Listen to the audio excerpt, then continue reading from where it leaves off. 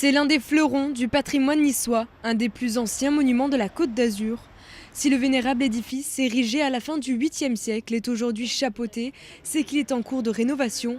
L'église abbatiale Saint-Pons, dans le quartier Pasteur, fait aujourd'hui l'objet d'un vaste programme de restauration. L'objectif, c'est évidemment de refaire de ce lieu, qui est un lieu majeur du patrimoine niçois, de lui redonner tout son prestige, toute sa majesté, et de l'ouvrir de nouveau au public et aux cérémonies. C'est une abbaye qui est prétendument, on n'en a pas la certitude, du 8e ou 9e siècle, qui est plus que millénaire.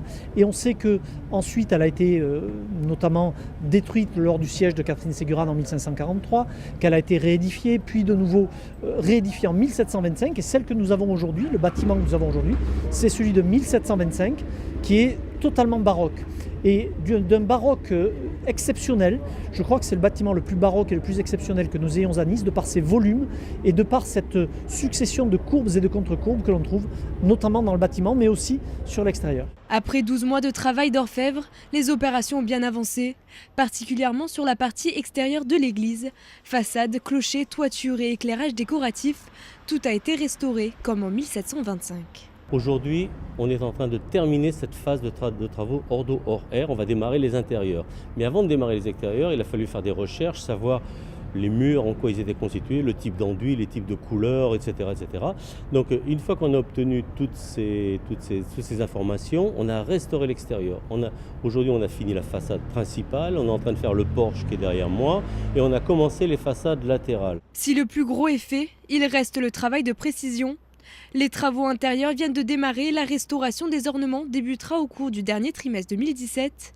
L'ensemble des chapelles, des dorures, des peintures et des décors muraux vont être remis en valeur.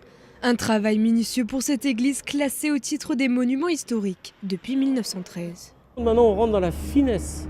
Il n'y a pas un mètre carré qui ne soit pas décoré dans cette église. Donc on rentre dans la finesse. C'est tous les murs, c'est les corniches, c'est les voûtes, c'est les pilastres. Cette église, si vous en faites quelques photos, vous allez la voir blanche. C'est faux. Elle est entièrement en verre de Vérone. Tous les aplats, tout ce qui est en profondeur est verre de Vérone. Et toutes les pilastres que vous voyez, les décors extérieurs, les modèles nature, etc., vous les voyez blanches. Pas du tout. Elles sont stuquées couleur jaune paille. Fermée au public depuis 1999, cette visite était l'occasion de faire redécouvrir cet édifice niçois.